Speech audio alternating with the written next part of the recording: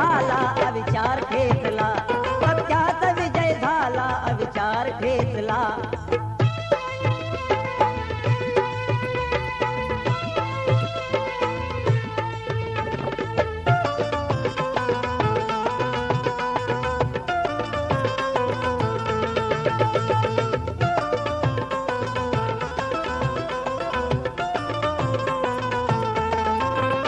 नामांतराने वाढली विद्यापीठाची शान, महाराष्ट्राची विश्वात उंच दाहली मान, महाराष्ट्राची विश्वात उंच दाहली मान. या स्वप्नपूर्तीसाठी मी क्षण हवेतला, या स्वप्नपूर्तीसाठी मी क्षण हवेतला.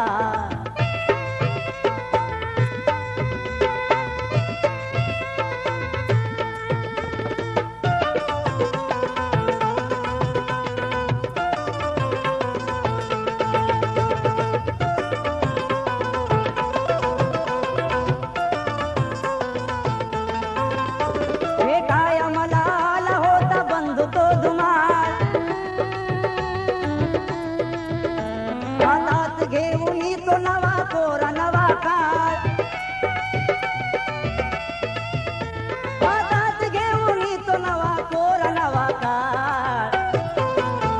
ऐछातिशी धरू सर्वांना मैत्रीपूर्ण जय भीम. आपण पाहता RK Bhatkar YouTube channel. RK Bhatkar YouTube चॅनलवर आपले सहर्ष स्वागत आहे. आज नामविस्तार लढ्यात जे शहीद झाले त्यांना आपण मानवंदना दिली आहे. असेच आमचे नवनवीन व्हिडिओ आवडल्यास आमच्या चॅनलला लाईक करा, कमेंट करा, शेअर करा आणि सबस्क्राईब करायला विसरू नका. सर्वांना जय हिंद. विश्वरत्न आंबेडकरांचा, छत्रपती शिवाजी महाराजांचा, सम्राट अशोकांचा शहीद वीर सैनिक अमर रहे, अमर रहे, अमर रहे, अमर रहे, अमर रहे, अमर रहे, अमर रहे, अमर रहे. लाईट ऑफ वर्ल्ड, जगाचा प्रकाश, शांती दूत, तथागत भगवान गौतम बुद्ध, विश्वरत्न डॉक्टर बाबासाहेब आंबेडकर, धम्मनायक सम्राट अशोक, माता रमाई, माता भीमाई, क्रांतिज्योती सावित्रीबाई फुले या महामानवांना त्रिवार वंदन.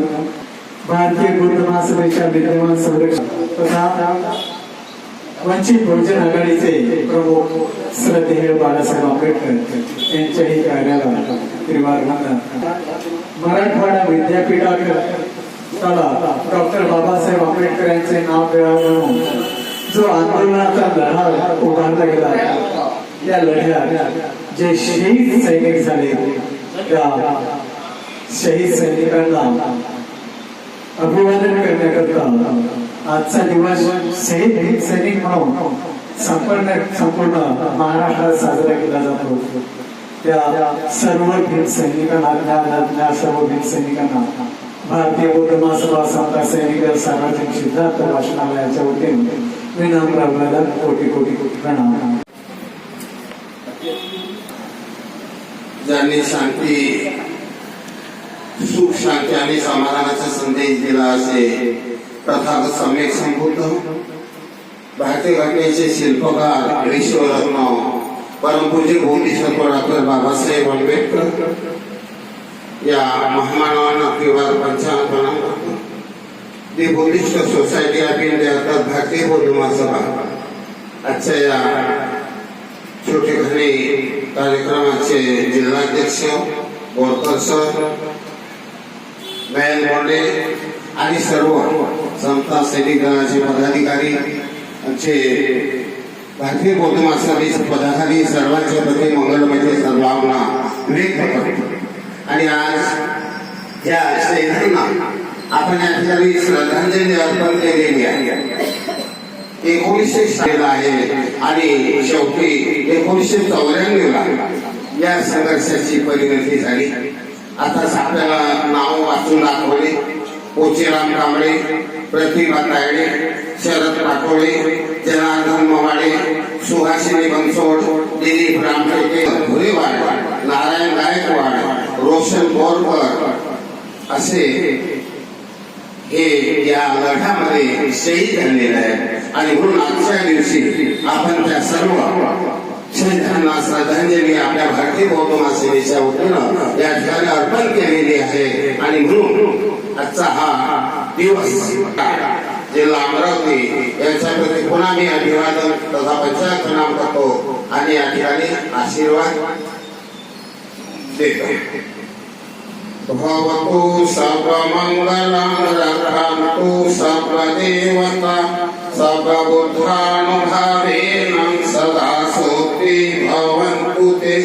भवतु सर्वमंगलं रक्षन्तु सर्वदेवता सर्वधर्मानुभावेन सदा सुखी भवन्तु ते. भवतु सर्वमंगलं रक्षन्तु सर्वदेवता सर्वसंघानुभावेन सदा सुखी भवन्तु ते. इच्छितं पचितं तेयं चित्तमेव समेजतु. सर्वे पुरन्तु चित्तसङ्कल्पा छन्दोपर्णरसोयता. आयु आरोग्य सम्पत्ति सर्वसम्पत्तिमेव च. ततो निब्बाण सम्पत्ति विनाते समेजतु.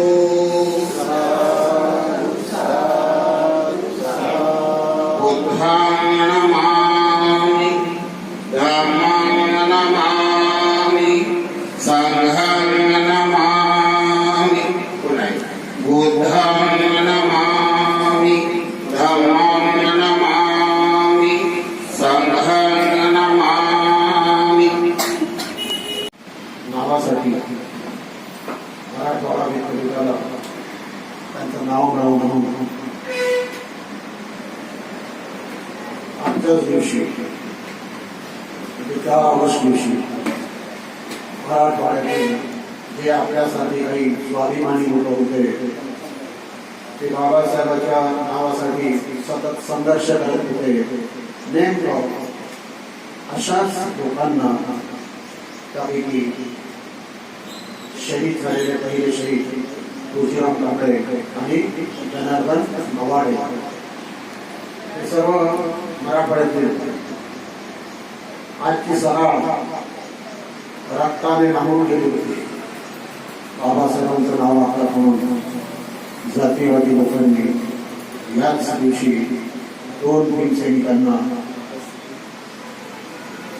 कित्येक किलोमीटर पर्वत मॉब लिंचिंग ज्याला म्हणतो आजच्या भाषेत आपण मॉब लिंचिंग प्रचंड असा जनसमुदायानं एकाच वेळेस या दोन्ही सैनिकांना जिवंत जाळून टाकलं. असा हा दिवस 78ला शहीद जरी झाले तरी सरकारने मात्र दखल घेतली नाही. लगेच त्याचा निषेध नागपुरात झाला. तर नागपूरमध्येही महाराष्ट्र शासनाच्या पोलिसांनी गोळीबार करून तिथल्याही भीमसैनिकांना 5 भीमसैनिकांना आजच्याच दिवशी शहीद केल्या गेले, मारून टाकल्या गेल्या. बाबासाहेब आंबेडकरांच्या नावाचा नामांतराचा इतिहास आहे. त्यावर अधिक बोलणं त्याच्यापेक्षा किमान आपण काही गोष्टी इतिहासाच्या ज्या आहेत त्या नवीन पिढीला माहीत नाही.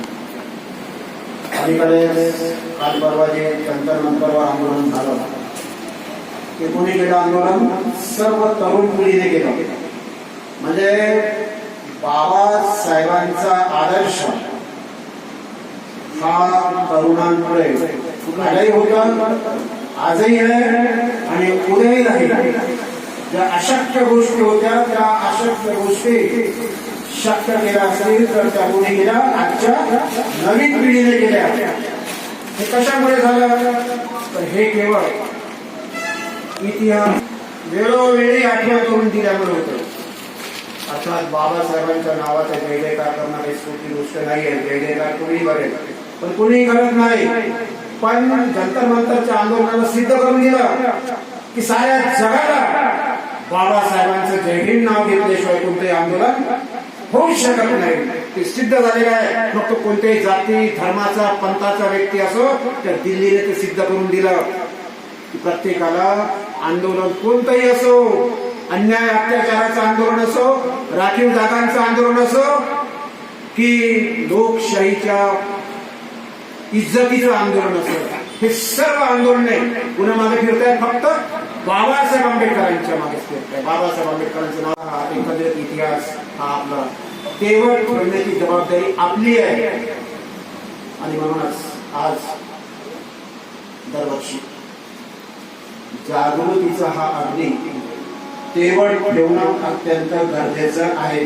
मला माहित आहे सर्वीकडे वर्षावासाचं मंगल पर्व सुरू आहे. वर्षावासाचं मंगल पर्व सुरू आहे. वंदनीय नागसेन भट्टीने आताच आपल्याला आशीर्वाद दिला आहे. त्यांनी शहीदांच्या प्रती कृतज्ञता व्यक्त केली आहे. आपणही बडनेरा शहरामध्ये शहीद भीमसैनिक अमर रहेच्या घोषणा देत या ठिकाणी आला. निश्चितपणे हा इतिहास जिवंत ठेवण्याची जबाबदारी तुमच्यावर आहे. ज्याप्रमाणे तथागत भगवान बुद्धाचा धर्म कालही आजही आणि उद्याही सर्वांसाठी कल्याणकारी आहे, तसाच ही संघर्षाची ज्योत देखील तेवत राहिले तर नवीन पिढीच्या समोर एक आदर्श निर्माण होईल. ते कर्तव्य मात्र आपण नेहमी पार पाडत राहावं. मला अपेक्षा आहे, नाही होणार आहे. मला माहित आहे लोकांना फक्त काय जयंतीचाच जास्त छंद असते. आपण पेपरला दिलाय आपले प्रामाणिक लोक निष्ठांना श्रद्धावान म्हणून आपण बाबासाहेबांच्या लेकरांमुळे ते सर्व एकत्रित झाले. निश्चितपणे अधिक त्यामध्ये वेळ घालवत नाही. शहीद भीम सैनिकांना, समता सैनिकांच्या वतीनं, भारतीय बौद्ध महासभेच्या सैनिकांच्या वतीनं, सार्वजनिक सिद्धार्थ वाटवाच्या वतीनं भावपूर्ण अभिवादन करतो. हा दिवस निश्चितपणे शक्य झालं. आता शक्य झालं असायच्यासाठी म्हणावं लागते की प्रत्येकाला शक्य होत नाही. आपल्याजवळ हा इतिहास असल्यामुळे तो इतिहास प्रामाणिकपणे समोर आणण्याचं काम मी जानेवारी महिन्यात केलेला आहे. तो इतिहास तुमच्यापर्यंत पोहोचला आहे. तो कायम कसा तेवत राहील. वर्षावासाचे विषय आपल्याकडे आलेले आहेत. किती विषय आलेले आहेत वर्षावासा?